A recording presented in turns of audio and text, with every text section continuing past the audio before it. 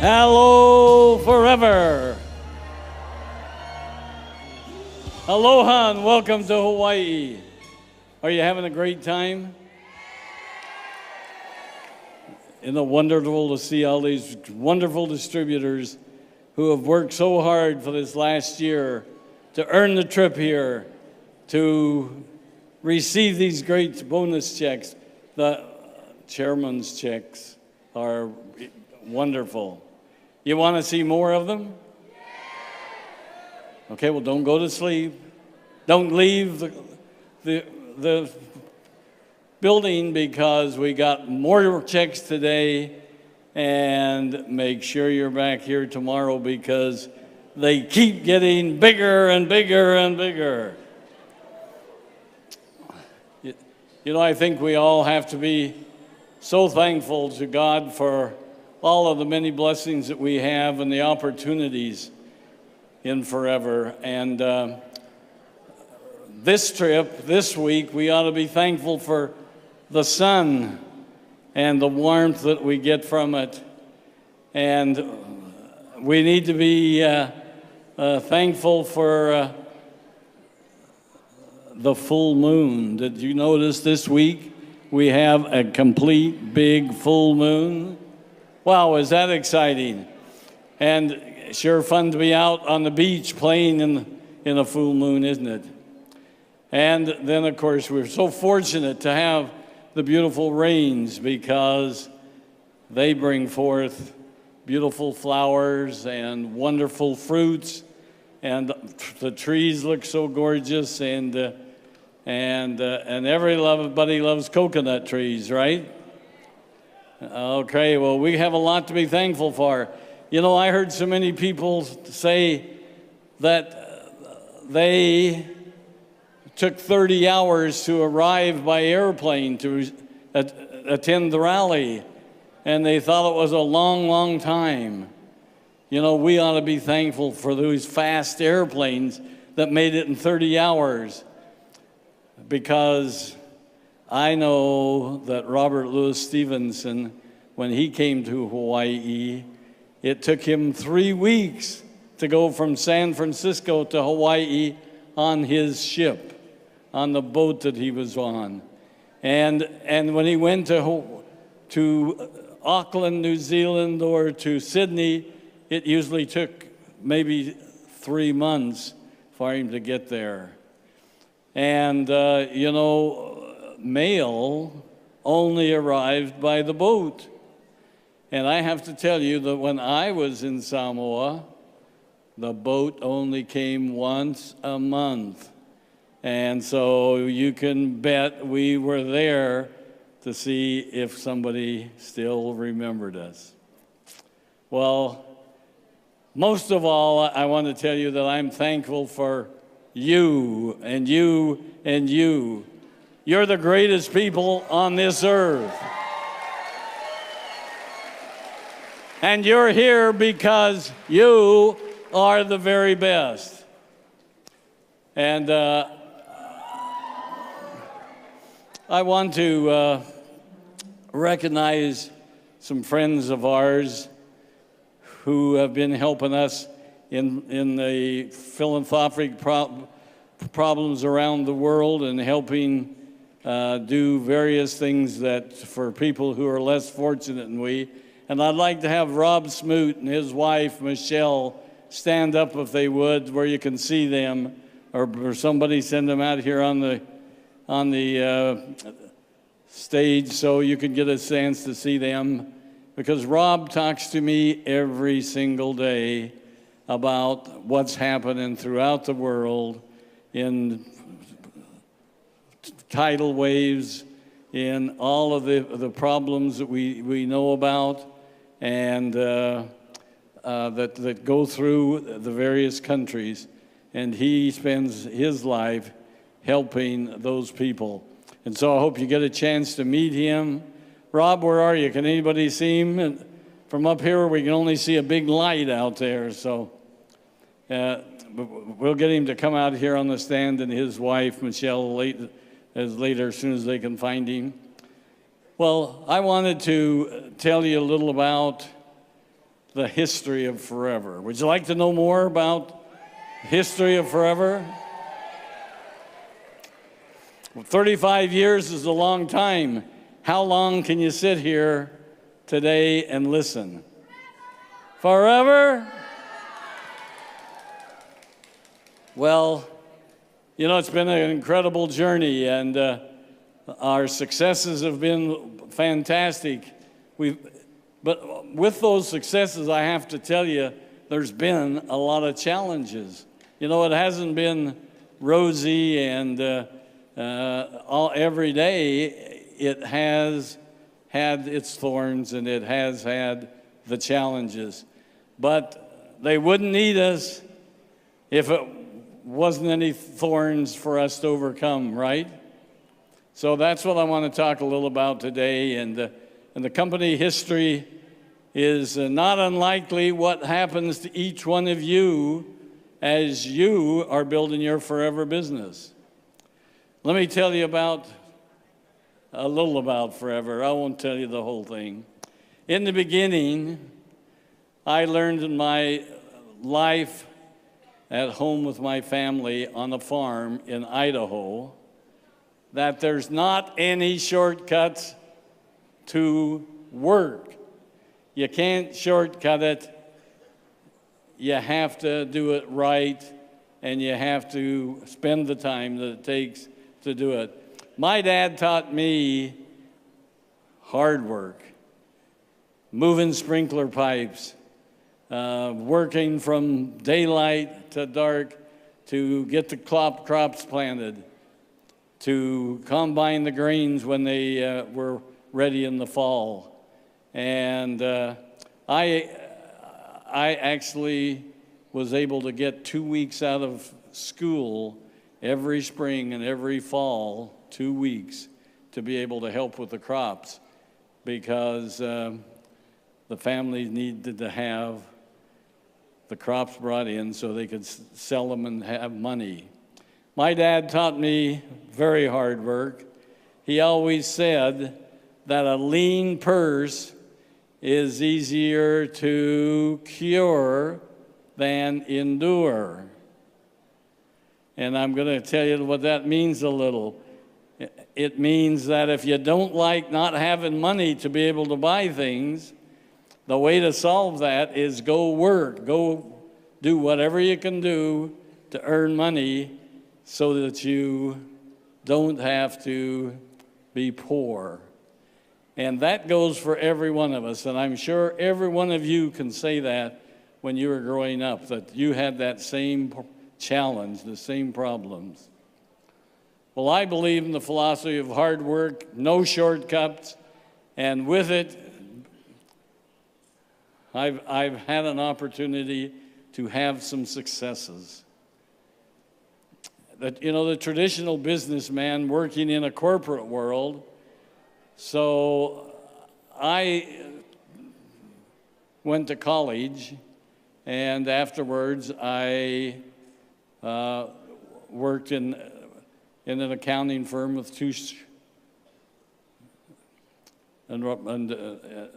Deloitte and Touche, and I learned how to be a corporate businessman, and I liked it, and I enjoyed it.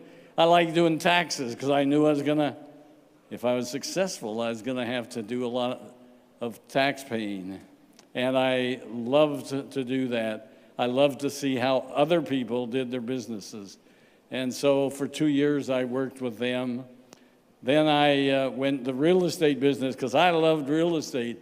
I love big buildings. I love lots of land. And I worked for many years in that and business. And that's when I got acquainted with some of my friends who were in multi-level marketing. And they were always coming to me and say, Rex, come and speak to our group on Saturday and tell them how long it took you to get to be a vice president of Del Webb Corporation, which, by the way, was the only New York Stock Exchange company in Arizona. And tell them how long it takes you to make $100,000. Give them some guidelines, because we can show them how to make more money faster. And so I'd say, if it'll help you, I'll come and do it. And so I would sit there on a Saturday and watch them put the marketing plan on the board. And I'd say, this is kind of pretty good. It's smart. It's smart marketing. It's smart helping people. And if the numbers are true, they're going to make a lot more money than I do. And so I started researching the marketing plans that were in existence at that time, and I said, I can do it better. I can do it so people make more money over a period of time, because I know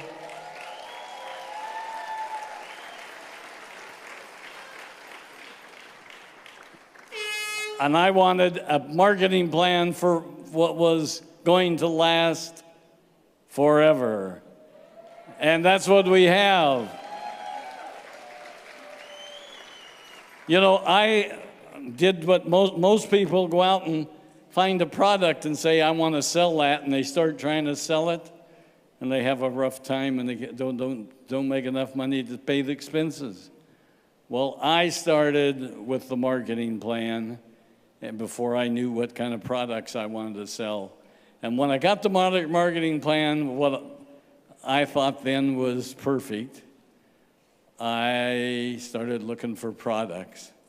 And I looked at everything that was available, and I knew that I wanted to get a product that would be usable, that people would use it every day, and they would buy it every month at least, or every week.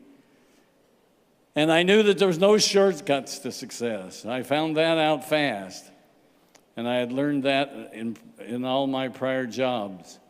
Anyway, as I was looking at various products, I always went back to when I was in high school. I thought I'd like to be a doctor because I wanted to help people.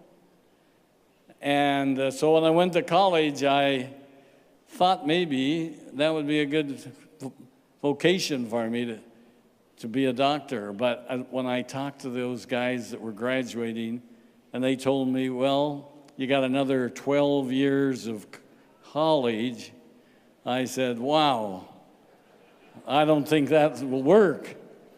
I've got a wife at home, I've got a boy, and I've got all these other things that I want to do, and I don't think I want to spend 12 more years in college. And so I went with Deloitte & Touche. I went with the Del Webb Corporation, great companies. I learned lots, and I don't regret one day of it. But as I'm looking for the product that I needed, I ran into 3 doctors. They all lived in Dallas, Texas. And they had spent 25 years of their lives developing the stabilization process for aloe vera, where you could take that beautiful, clear gel out of the leaf and you could stabilize it naturally, put it in bottles, cap it, seal it so air didn't get to it, and you could keep it almost indefinitely. And I thought, wow, that is really something. You know, I only knew aloe vera to put on my sunburn when I went water skiing and got sunburned. But it was really good, but I knew it was great because it took away the sting in that. So anyway, I took some of their product. They were already bottling it, and they were trying to sell it in health food stores. Guess what? It sat there on the counter, and you could put your finger around it and dust every place because nobody knew what aloe vera was. Nobody knew what to do with it, and they weren't selling any. And you know, when I told the people at my company at Dale Webb that I was going to sell aloe vera, they said, "Aloe who?" They never even heard of it. Nobody, no wife, no mother had an aloe vera plant in their kitchen. Like today, everybody knows aloe vera all around the world. And so we were very fortunate that I said, give me some of that product to try and I'll take it to people who have ailments. And everybody that drank aloe vera said, hey, I feel better. The pains in my stomach are gone. My tennis elbow is working now. Everybody was happy with it. And so we started with just 3 products. Aloe vera juice, we called it then, aloe vera jelly, and aloe vera lotion. 3 products. We started for almost the first 2 years. But guess what? It worked. Everybody that got some of it worked it, and they shared it with their friends, and pretty soon, almost everybody in the United States was trying aloe vera. And I don't know how many of you are here today. I know some of you are here today that started that very first month in April of 1978, right? How many here today started with us in 1978 or 79? Will you stand up, and anybody here, and let's see who you are. I think Delma Syndergaard is here. I haven't seen her yet. Delma, you here, stand up. The Herreras, Lydia and the Herreras, I know you're here. I've seen you. The DeBones, Marco and Milagros DeBone is here. How many more are here? Can you see anybody? Well, come up afterwards, and I want to see you up here on the stand. We're going to take a picture as soon as our rally is over, so you'll be able to see them.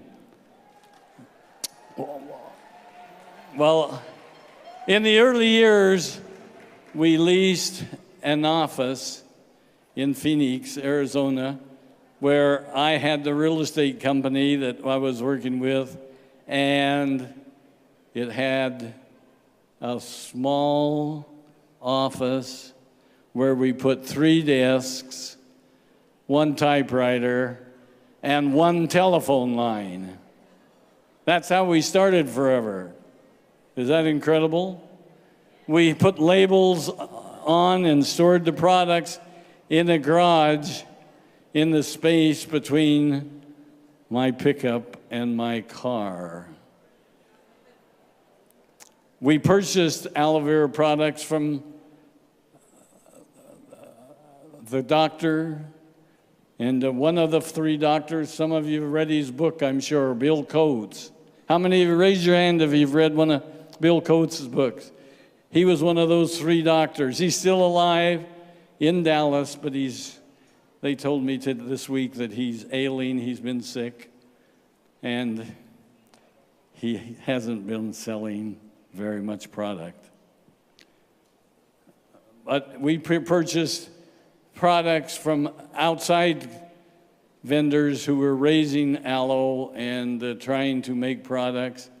And I found out that every month they wanted to raise the price. And if they raised the price, guess what? I had to raise the price to you. And that wasn't a very good thing. And so I went down to South Texas and looked over the aloe vera plantations, and there was only about 6 parcels of land growing aloe vera. And I knew from the very first month that we were going to be needing lots of aloe vera. And so I started buying the existing plantations. Some of them was only 1 acre, 2 acre, 5 acres, 10 acres. The largest one was 20 acres. Is all that there was growing there at that time. And I started buying them. I started buying other land that was good. And so we started planting our own aloe, so we were going to be self-sufficient. And as we went along, we wanted to do new products. And when you go to an outside vendor and tell them you want new products, they think they know everything and they want it done their way, and it was almost impossible to get high quality products. And so we started buying our own building, our own land, and we purchased our first building when we got Aloe Vera of America. Bill Coates actually had one little building of about 2,000 square feet where they were making products in Dallas. And he said, boy, we can make all this product. We can make a lot more than you can sell. And in the first 5 days, he was out of products, and we had to start building a new building of our own. We acquired his building. It was, I should have known, because the address in Dallas was Easy Street. And I can tell you it wasn't easy. There was nothing easy about it. And it never got easier until we built a big plant and processing plant there, and in order to take care of all our business. And the reason why we've been successful is because we hired great people that are smart and knew what they were doing and wanted to work hard and wanted to get ahead in life. And some of those that I hired, you know, because Navaz is here today. Navaz was with me with Del Webb. She helped draw up the corporation papers. She helped do everything in getting the company started. And R.J. Lloyd, most of you know R.J., our attorney. R.J. started with us, and he would be here today, but he had to have a little surgery done this week and yesterday, and we checked on him, and he's doing fine, and he told me to tell you all hello and look forward to seeing you in the near future. And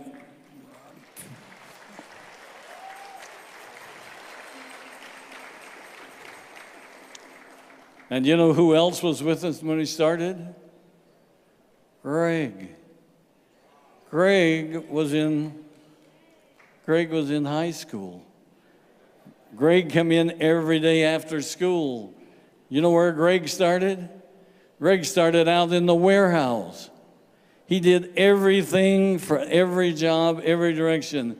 When he learned how to take care of the products, make sure they got to the distributors, shipping everything that was happening, and then they moved him up to accounting. He went through every job in accounting so he would know how to do it. Pretty soon he actually graduated from high school, working part-time forever. And then he went to college. He went to Argentina for 2 years on a mission. He did everything that we needed him to do. He was a gopher for his first 10 years of his life, I think. And sometimes he still thinks he's a gopher, but You know different. You know he is really great and brilliant, and we're glad we got him. We're glad he's got all that background. We're glad he's the smartest guy in the building here. When we have problems, we go to Greg and ask him. You know, we had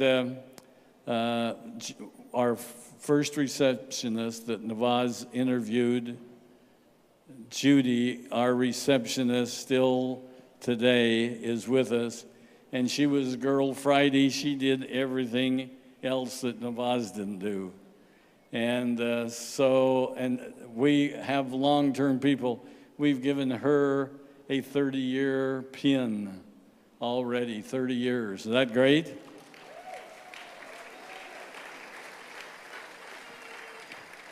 We purchased one building in Tempe. We had to get out of that little one-man office, three-man office. Only 3 people could be in at one time. And we bought a building in Tempe. And when we bought it and moved in, guess what? We found out it was too small. And so we had to rent some more space in the building next door. And then we kept growing. We were growing so fast that we were just hoping that we were shipping aloe vera and not honey or something else. But we then purchased another building in Tempe that was 5 times larger than the first one. And guess what? After 2 years, we found out it was too small. It's just like all the offices in all your countries. Every office we've ever had and rented or purchased, within a year or two, it's too small. Because you're doing such a great job in expanding, bringing new friends in, and we like that. And so if you haven't had a new office, a new expansion, a new addition, maybe you're not doing the program right. Remember, this is a fun business, and if you're not having fun, you might be doing something wrong, right? Okay, so if you listen to everything that you're told this week, you'll be doing the business right. Well, in 1982, we purchased Robeson Honey Bee Products, and that really expanded everything. We were now selling pollen, we were selling propolis, we were selling royal jelly, we were selling honey, and we had bees going every place. We had all the bees in Arizona going up to Grand Canyon, collecting all of the honey and all of the pollen that they could get. And it didn't take us very long to find out that we now we are buying pollen and propolis from all over the world, and honey from all over the world, and from China to Spain, and you're selling the products that are really the very finest. They are giving people better health, which is really good. Our international expansion started into Canada in 1980, Malaysia in 1982, in Japan in 1983. Sales, yeah, listen to those guys, and you know, but Japan was a major undertaking, and it wasn't easy at first. You know, it was like 5 years before we really got going good in there, and we worked very hard at it. Some of the people in our office ask, why would you keep pouring money into Japan to expand and to do all these things when they doesn't make a profit? Well, I told them, don't you worry. There is great potential in Japan, and Mr. Lloyd believed in it, and Mr. Gene Yamagata, Mr. Hiro Sugisawa and Mr. Rektoma in Japan, they believed that it would grow too, and they believed in the products and they used them. And we have done very, very well in Japan, as you know, and Japan is growing, just so all of you know that, and especially you guys down there in South America. Yeah, you know that for many years they were #1 seller in the world, in the countries around the world, and that you better keep growing, or somebody's going to be knocking at your door and coming up behind you. And we encourage them and know that they're doing a great job. And Greg has been, our president has been put on our executive team in Japan and helping them. And we are very excited about what's happening there. We moved to our current building from Tempe. We moved to Scottsdale, Arizona in 1997. And we were in a building too small, of course. We had to put people in other buildings because we didn't have enough room for them. And so I've been looking at all the buildings around, and lo and behold, one of the banks consolidated, sold out to Wells Fargo, and their main building was available. And so we negotiated with them. We were able to buy the building. And the great thing about it, it was the bank that we had been using for our resorts, and we had a couple of loans with them on resorts over in Las Vegas on the Lake Mead.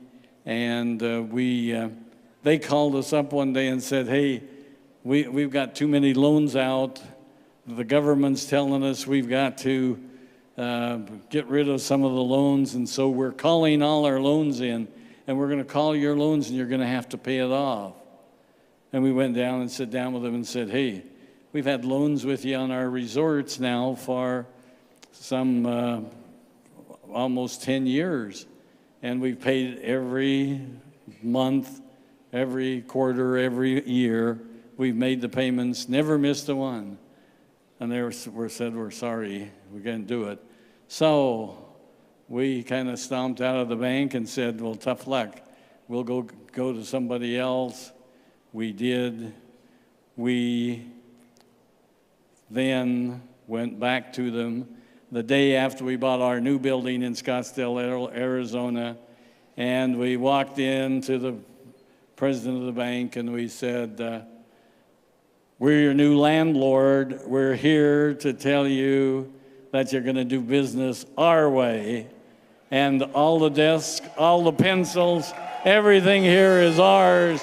You're just running it. So it was very fun for us.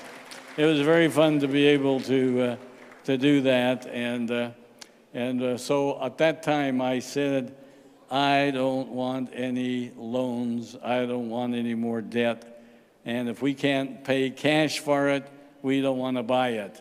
And so that's the way we've been ever since that time.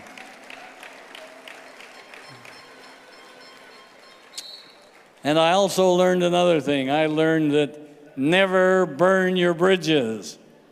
Always be careful of how you treat other people on the way up, because you'll probably meet them again on the way down.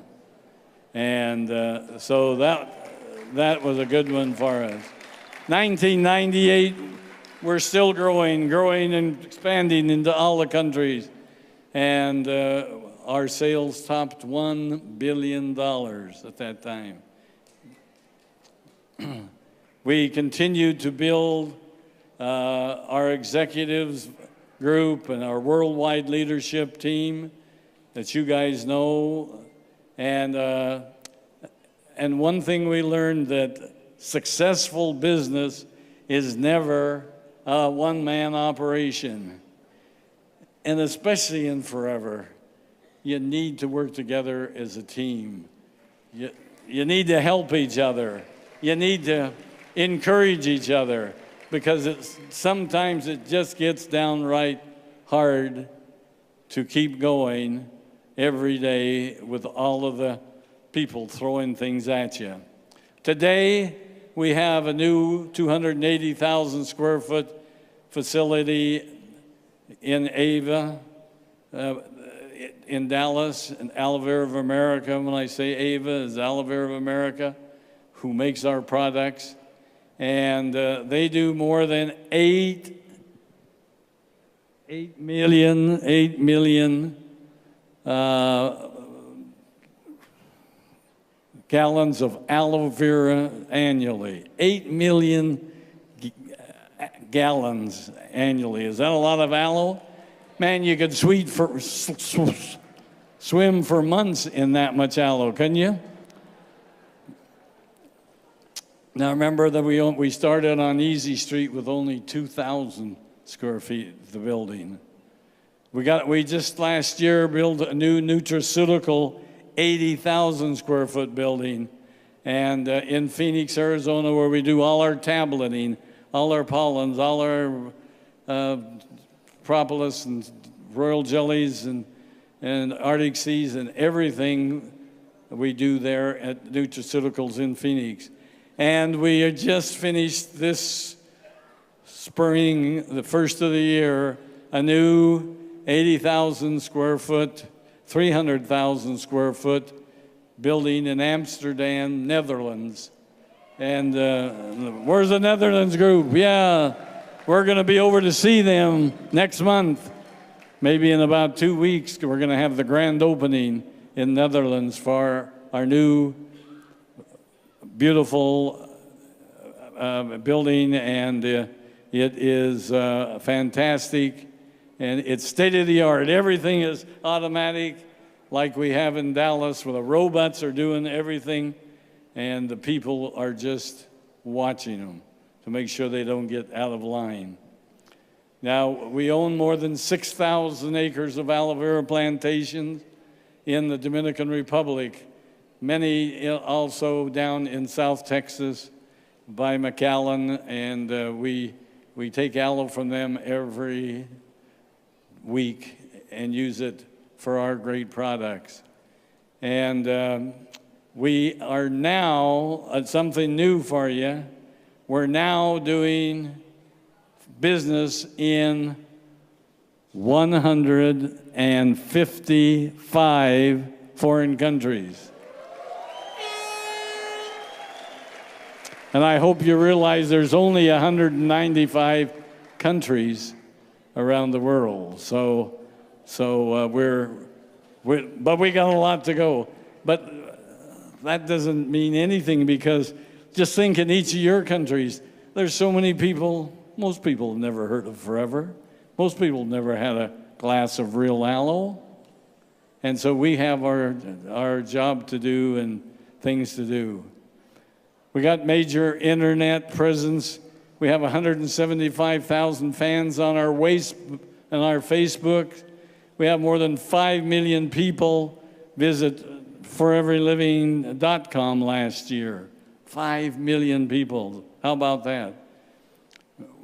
We have many forever giving projects, like we just did here today with the two groups, to help their organizations help people who are needy and less fortunate than us.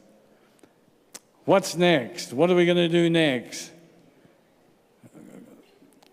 We got new people like Greg involved to take us to the maximum, to be first in line with all the great things.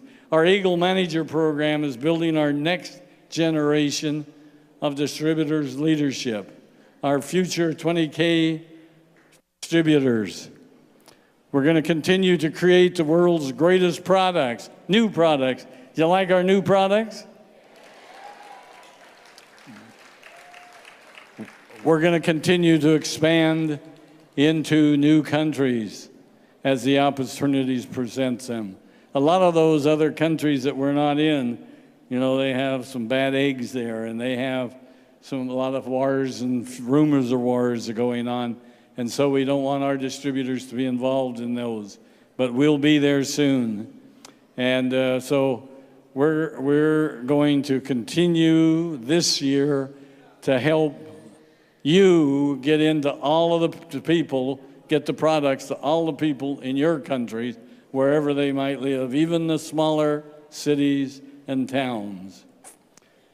Well, the key lessons I've learned that over these last 35 years is that you got to sponsor and work with the best people. People that are so negative that they don't want to listen and they don't want to do what you ask them. Don't waste your time with them. Someday they'll change.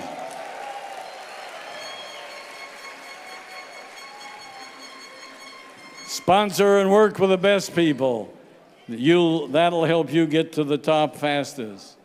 Build it right, and don't try to shortcut it. And remember the movie, if you build it, they'll come. We're going to build it, and we know you're going to come with new people. Gain control of the process in your business and build for the long haul. Create a long-term strategy, not short-term gains like other countries, other companies have. We're in it for the long haul. And most importantly, smile. Remember what Greg told us? Smile, smile. Attitude is everything. Positive thinking is contagious. Be a positive thinker, and people will want to be a part of you if you make it fun. Remember, our business is a fun business. Wear your pins. And remember I told you about Lays, how they're so important in Hawaii, in Samoa, in all the other countries in the Pacific, and other countries around the world use Lays. Wear them with pride. Make sure you take them home and tell people, tell all your downline people what a Lay's about, what the people do. It helps them be together. It helps them work together because they're all wearing the same Lays and they all are shooting for the same pins. And so remember to wear your pin and be working towards your next level, because that's important for you to get bigger checks. Well, remember that I've told you 100,000 times, the power of forever is the power of love. I love you all.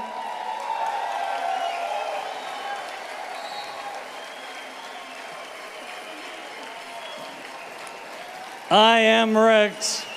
I love you all, and I am forever with a smile. Thank you.